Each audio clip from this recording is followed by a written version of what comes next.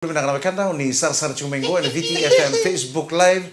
Nimbulu pinakita lang porong mo dikito chumena. Nomuni radio and VTFM 92.2 FM. Ngonan ren nga mo dengu.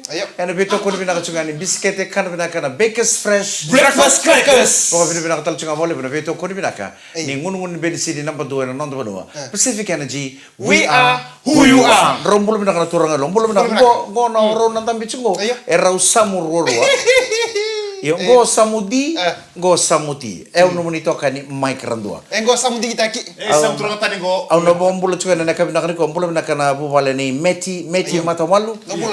Matawalu family. Na nami chukani kino viri seta boy lowata randini kamba waini bono. Watake Eleni Marama, watake Sokobata, Roto Borong Sarchungo, my Elder Grove, Northern Ireland. Now, what will the my and I come in Kuare, Matale Chumbanabuno, Manas, and Burongori, Mepakan in Dindi Chukanangona, and a Bevono and Dambulakin, and Dumbulakana, Valeni, Meti Matawalu, my Elder Grove, Northern Ireland. Is something that goes in Odina Bunonia, Odina Maramaya? Oh, Antilela. Antilela, Tobolamina Kunikua, Bangamago Kokirau. Hey, nani rama tengu antilela rama tauro nama saya. Iyo nona kami pa nona mutale me saya dana kete serga.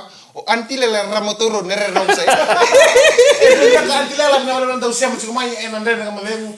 Enak biar kami kete sarai. Au na bombulo tultung abi kamro na samruru abi reto na crew ni road maintenance na lomani loringo na JW167 na kena driver o Koli na kena forma ni Waisiki reto na kurungo Gebi o Vili o Veremi o Mathieu o Tesonu o Games o Tes o Veremi o Jim Vatake Lodi. Au na bombulo tultung ni kena FCS Barracks ngome na tambo me lauto korto warenindo dalata na ndre nga matengo. Ena biya kapiken sartu kono ko kimem bindo maimburi kimem bindo tanda mutu kim sangke tu ko malumu wakani kautu. Warna ndre nga matengo biya kapiken sar FCS Barracks na tambo lauto ka belum naka tai kabu o Tix o Chewe o Brasto o Lawakeli Vatake Dels saba kautu tene na bakon ni binaka na kabina kani ko na bombulo tultung abi ro na biwatini ro sama sartu ngo my Cornwall my UK. Belum naka kustino lewere turangani ngalo mai seru kena maramana watina na maramani naya wira na kor umbu maira o serra. Sama sarchu mai Cornwall my UK o sa bombulo taltungani na bubale nei Joshua lewere mai dombati babaro chiko Joshua nei ngai ni vingra biki Iraki ena nonto mate palu ni viti ena bulan beka maingo. Rasana ngoli kena ki Iraki na ngoli chuki na Joshua lewere sa bakan ni bina katuani kena no bubale mai dombati. Ilo babu tu ni betul na kita boleh ngkontu na tabeleng go penny. Penny ko ndo siamo sto lo mani bika o mai batu roba ya. Ko ndo siamo tu mikno bertikto na boys na kempa tu bika no kutiti. Tiang kono go. Na tabeleng go penny ko ge bata ni ko ni tu kai mo jagua. Gono ngu tabeleng jagua. Na jagua. Mani tamata le mun tamata tabeleng go. Na kakire zaka bae kla. Jagua. Nekina ebizala tina kaya zaka bat kena kali gue. Sapa ngo nunggu tukai ngo ikisna mo jagua. Kompale tapi tetap sana kino jagua. Penny jagua balto jagua ko na manule. Manule bukai barar baki. Agar bepa kasar nga oret korna na vita bilini. Aro sa apel merong unya kon klakan ta unya kon tu na vita bilini. Ro sa plan do na bungin singa mo go turangan ni no do mai rew do bolo binaka. To bolo binaka turang kera mara mai no do rew. Mai no do mai rew do bolo binaka na ro sa plan merong unya. Ro sa plan merong unya kon. Ro sa plan chu sa unya kon chuango.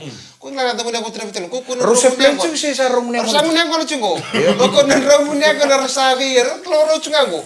Ko pakasar ndo nga ini baki. Rosa vidun ru. Pasini. Kuno taki lawa ki chuko rega nuko ko tumba ore chime me munyi pali le chuko. Kuno lawa chuko taki pasini chuko. Arola kola kita ka chu. Abare li sa bakila inde biro ni pakai saloka. Ya sa pakai kelakon salok pakai sa kelako e mata kamu san lagu belum. Ayo. Satu lon na pakasang na sinibitu kuno ka benan tabali. Kono nanggian rangana kena singa tarave sa ilor turun bitin ni sangka ko belum. Kono ka dengan belum la tetur na buko endam bitu. Awara ka to mi kedina na. Wala isa kedipsar. Number 27. Alak sarno ko lindan besinas. Onan dan besinas tarin ko sarnas. Isa ni pulo binaka. Tapi beka pa pun namni ngol mi balimbul. Ayo, tapi beka pa pun namni ngol mi balimbul. O ko nan redina si mando ko mitu kuno ko ni loka. Ni loka tu nangun yang ko nampung nanu mo kan indo na mate. Kultura nda kana mate kemai.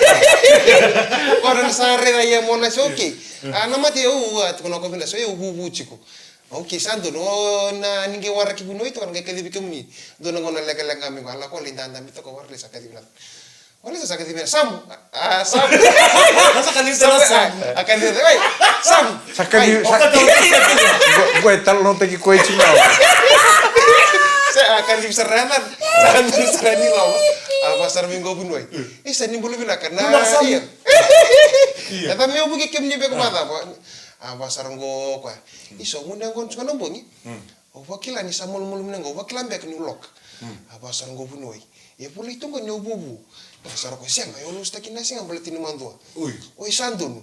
Akasar ngo pun woi. Nambala ni nonggo vingkar itu me baka pun woi. O sember apa kan tu nyimbo vingo main tu na maiting ko meng kelas ko me balum bol. Ento na maiting ko men tu ulok kan ngunyan kon. Na maiting ko sing tel ni tungkar balum bol. Apakah apa redi ko to turang ako pala batik na kata-kata. Ni pangkar rambulu juga ni. Apa redi ko mbala betul sakasaro turang. Ya ke beba kan no la ko main balum bol san suling abi kon tu na wani maiting ko. O san dulang amera ni pangkan nukin nengom. Asi di kamber tel ko. Isa vinak sarvele mesti ngatal tu talasinga. Ono ke dai virtal ni mana Come banga au bunu me tu na we to viu chuna lo kai sana le nta to kan na rume mona war ka me ko we neki me gale nta Turang kira marama nandre nga mo dengo ni vito ko ni binaka chuka ni biscuit kana binaka na Baker's Fresh Breakfast crackers. O binaka tal chuka na vito ko ni binaka ni Pacific Energy, we are who you are. Isang pula binaka tali nandre nga mo dengo ni vito ko ni binaka chuka ni biscuit kana binaka na Baker's Fresh Breakfast crackers. Na wale mo ni vito ko ni binaka Pacific Energy, we are who you are. Beke mo ni kita sana nandre ni lori oni pa ko lori chuka nondo bingon sala na kabini ko nanu mo binaka my friend nan lori kon reba ta chukori erro we kadi binaka ki Pacific Energy substation ni sa via na kati metawa na wai binaka kati metawa na engine oil brake fluid sambuwa wa baka na windscreen ni nom lori ngaro nan derang kayo donga me sabo pa binaka na windscreen ni nom lori sikinala sara we Pacific Energy substation and kabini ko menang garabi kina pa binaka nan nom lori ore na iyo Siya kita guna ko. karon daw siya man mata Kita guna ko sa kati mo roti na. O di samu. Enak. Samu. Ko na be kan awa ko chingo. au sakilach ko ni ko wachi ni tasire Iya. oi ko wachi be samu Oh yang may tele watch pa, yang may tele, ang watch tele. Gorda no no. tele mo bina ko Nanan. kan lovely Nadlem. Saka no tile samu. Ko kala dava. O ba si ba kan dava. Go sa simtu na ko na saka ko. Ker no chibu. Ivi na sto ko le mendo na Baker's Fresh Breakfast crackers. Madli dava. Mata ko ya gulu mo. Malu we. au sa redes ko na lebu ni video sa chatting ko no ko sa kele mo na nonda Ayo.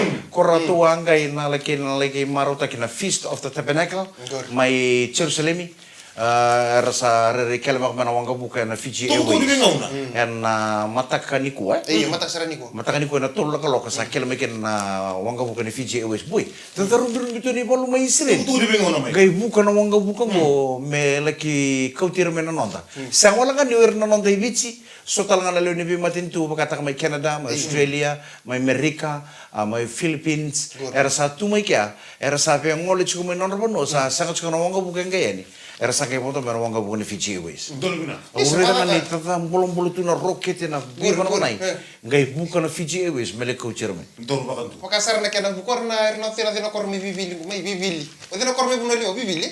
Kona kena takos no ka bukor ngai virika. Oi. Ano rende mon mai nambek.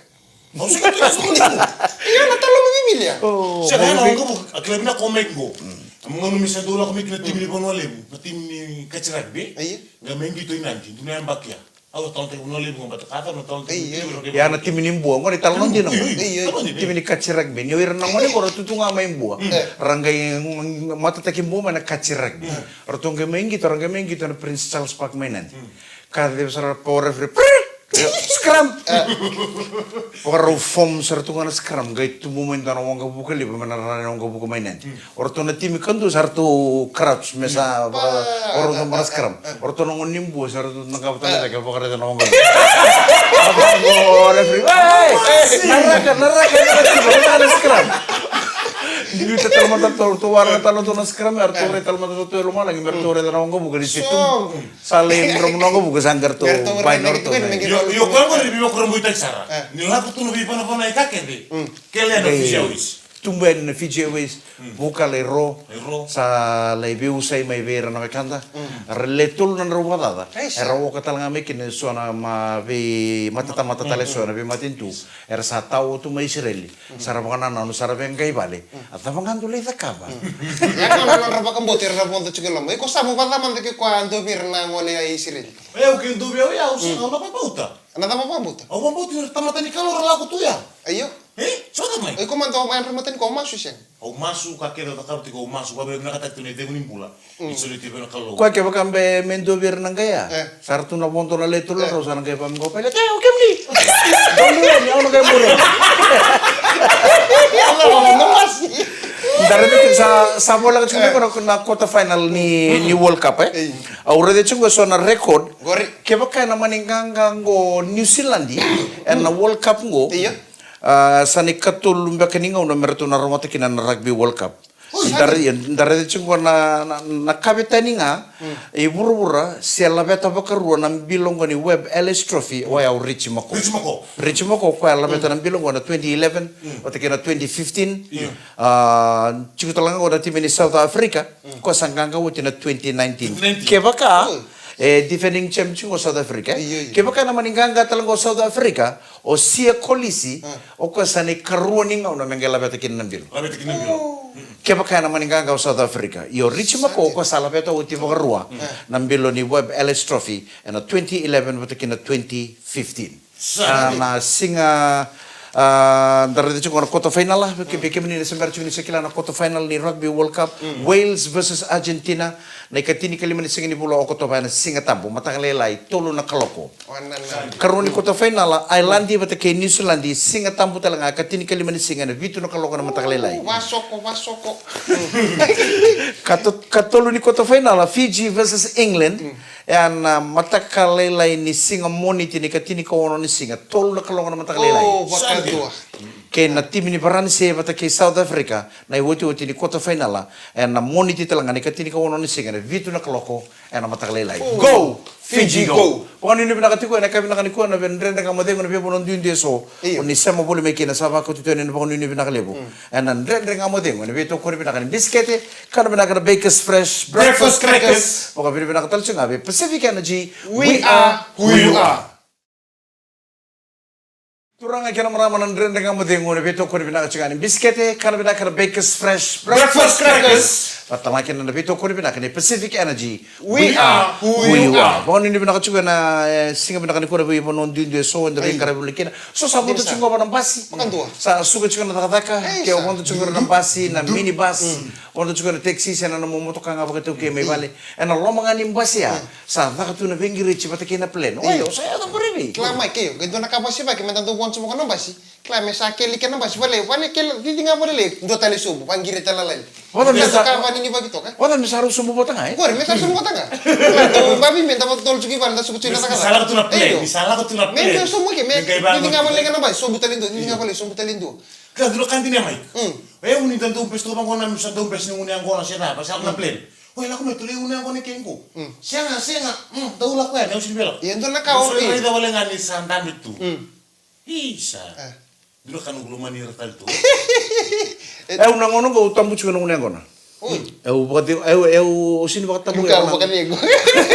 Sini tambu banando na mate Oh, sabi makan nego. O nga bakata ki au satu kuna au sete ngumanda. Wala tatamati. Sianga Iyo. au satu kuna ngabi au sate ngumanda. Sabi betul sih. Bala to nga o tombi ke chuma na bilo bango mbi chuki ngusu ko talanga orongo ni taro talanga. Au sa bakila chumi ko na munengo na sawo chungo lo munen bango au sa bola ni munengo na ngabi singa.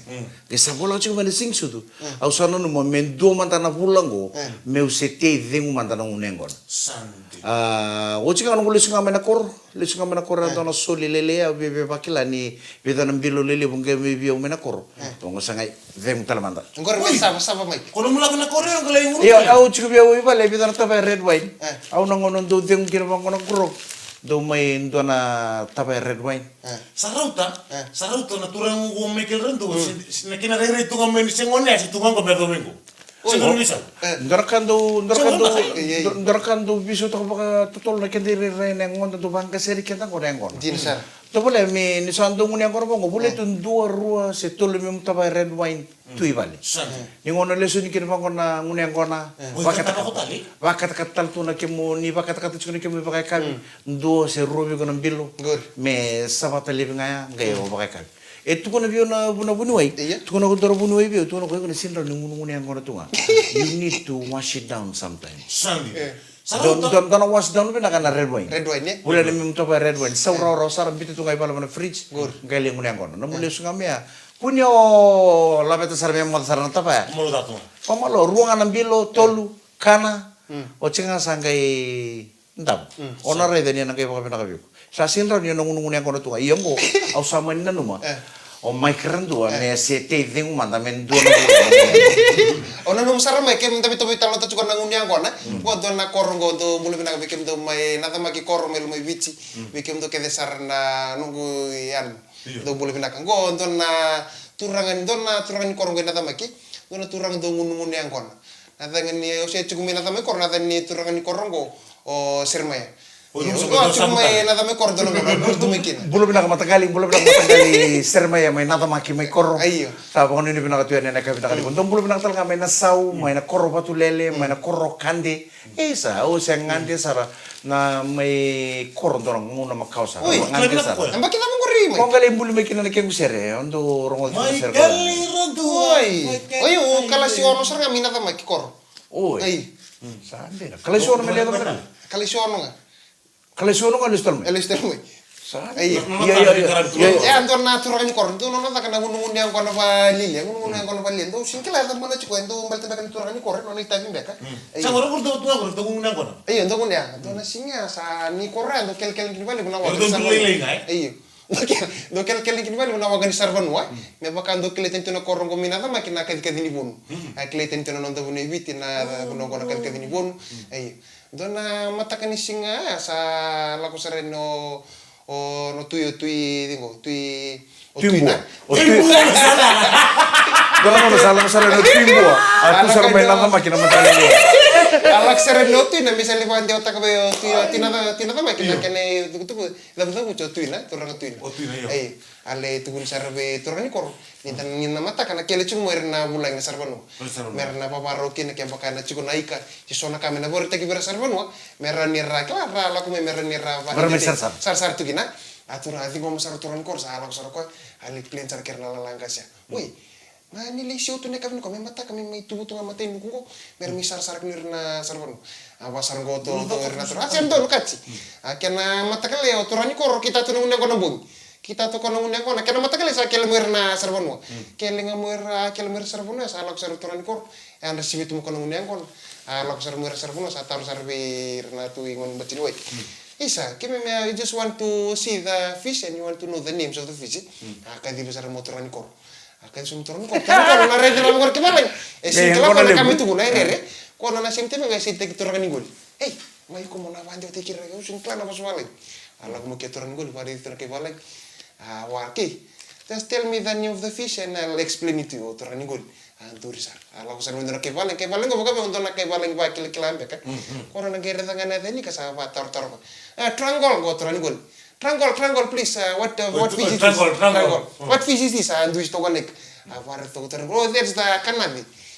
Okay, kono na sareno ke valen gere to kona sumusumu ni sumusumu kona ikan usulila ya. Kona sareno kona sumusumu sakla ko na bekila na dani ko ke valen. Andu si saro kona usun sumusumu. Ikan kona sumusumu.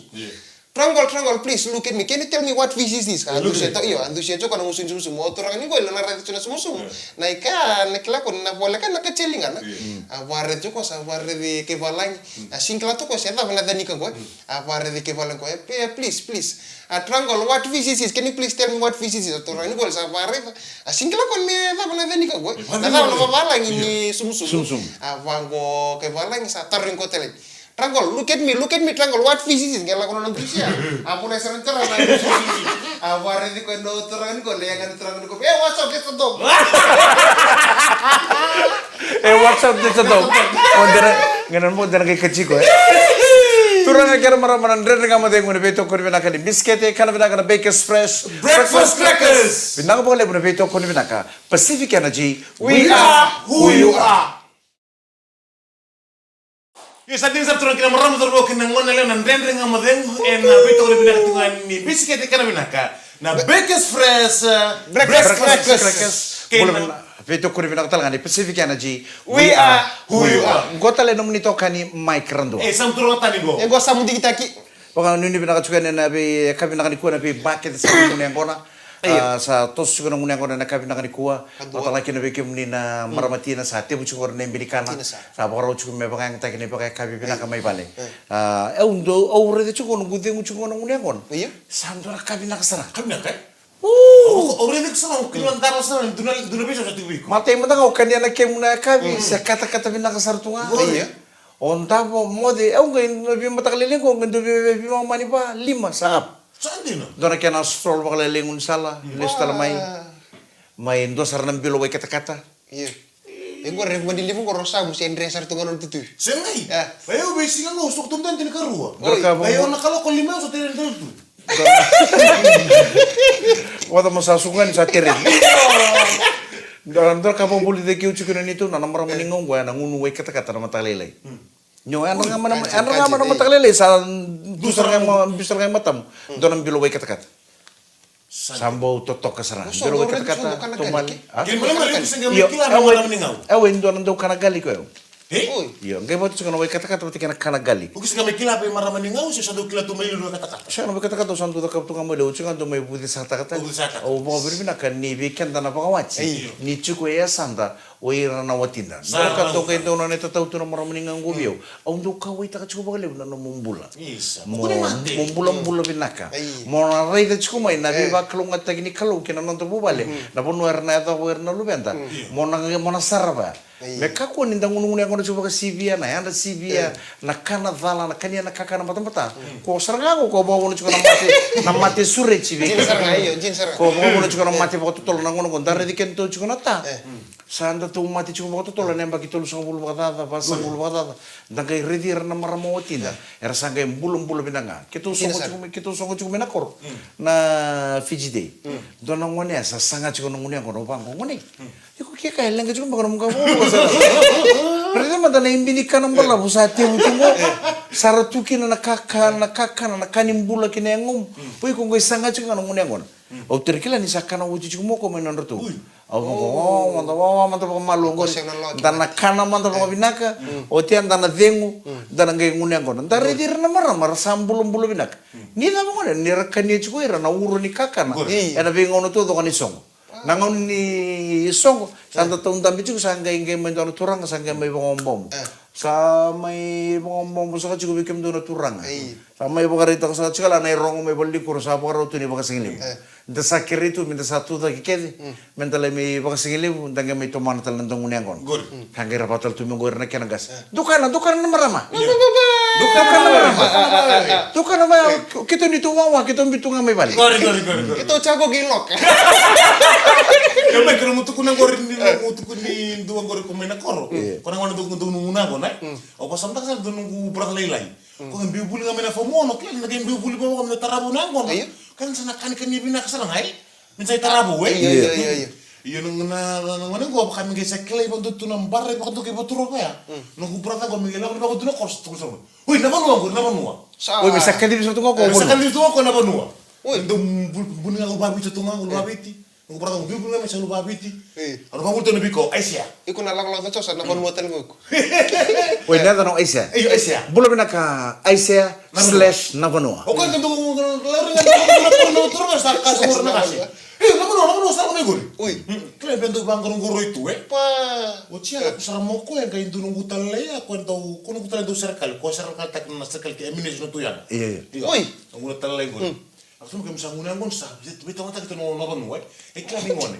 E kamera bang guru ko tu guru nanga sok ko kami sa kay jaja sa to ko we mbong kita ko na bingaran. Ko sa tarang ko sa gutalay ya. Ko duro kan ngunang gon ko. Sa pasarang ko gutalay. Kya utalay. Or nung unang kon tumin matakalay at nang bogle matakalay tal. O sinikla kon matin. Sabang kono. Sa donang wani sa chugo biko kono. Eh mun. Abang ngon ko ni matne bongi. Ano ba no? Bongi le mata kler le bongi tali. Au sigala mateni. Sabang kono tale biko eh. Inu le biko. Unde sume binaka. Oi ko mo kai bulim bula. Beli cek tek dalam muka kelas sarila ka dalam muka. Situ talamun ay lang chugo ko musakaw mo de bol bula beli dikay man. Gura baka katal kantor tamang gua chungo mena kor. Bula mena ka muni. Iya do ka dibito kono nickname me muni. Kona borong chungo kono ndre ngamade ko kwendo o ko mata kime mi mata vito kanito do singo mena kor. On sartunga na mata vito kan. Gaindo no tukiang kono gaida ka bola ka ngai bal ni songo ngamena kor. Ni bal ni songo mena kor bola sartu ko lo bol tu sele. Kime mi borong sartu ko boso to lilu ni mata vito kan. Sarong na tambil.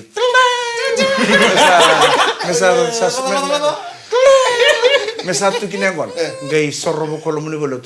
Sana mengu wani bu. Romo do kono tambil ni tulo mani bolot. Sana mengu wani bu. Boso to lili mata vito kan. Gay terum bina tambil na bolot mena korong gay bola kasana sini bolot. Romo do ngakor tambil itu nok. Sana mengu wani bu. Boleh benaka sa napolang tan chikin mita papikian na hindi nakamate ko na kami ni Kwa sa mga hindi pinakatuwa na pipo noon duin so ni sa mapolitik umikina sa nabibi pakati ko nga ng buningon niya ko ng buningon ko yung karamat ko na makumbuna o tiya gay makumbuna ko gay sarawat na scholarship misali buli Australia sama tiyo taman kota ki China o konongon ko sangking garabi ko chikin nga umbuna buli chiko ko USP Ocha no buli chiku yes pinggera wat ndalo scholarship menga yo ko menga le buli pa Australia. Sa ta ka sarana kera kakana. Sa rata ka chukana bo sa sangay tu na sa rota mana lelai. Ni sember ni tiga buna kana. O tukai ndatu sare da ni sangkara bi ko chunga ombuna. Ombuna na kile ko bina kana bo biendu na nona bosa bo. Mena maindo man nona bosa di bakan ribuan ni sember na masu misa tangkai kan.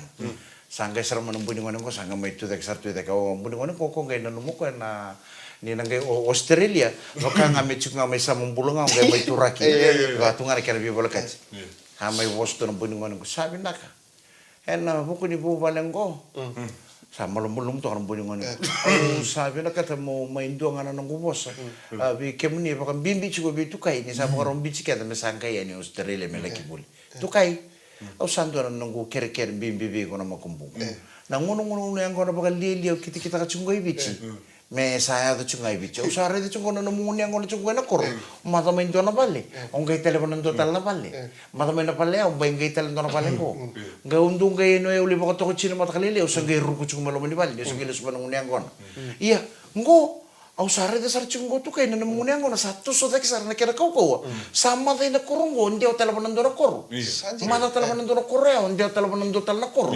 sande wo kor chungo na muni yang kono au sa kere be ko tu kai ni sa foto na no ko ko main na mo sangai Australia na muni yang kono bakal lilia ya parum beta tu na no ko main na kuni ko to bata kai Australia dempa dia ngai Australia muni yang kono mai Australia ndo na boy mata mai Australia boy ndia ni Islam mereka ya sami wanga bukan turang kira marah masalah apa kenan renda kamu demo karena eka bina kali ko bina boleh mana sama cuma bina boleh mana benda debaki kalau ngata cuma bina bonon dun deso oni sala ki sama ka ben karabi tu kenan gori mai bono tani baka kenan non bono sana apa kenan renda kamu demo ada beto ko bina kan biscuit kan bina kan Bakers Fresh Breakfast crackers ke Pacific Energy we are who you are gotale na monito kani Mike Randua sam turang tani go Enggak sama tinggi taki. gai nama katale na renda kamu demo ena kabini matakan ni pa demo bina kan ni samode isa mai kunako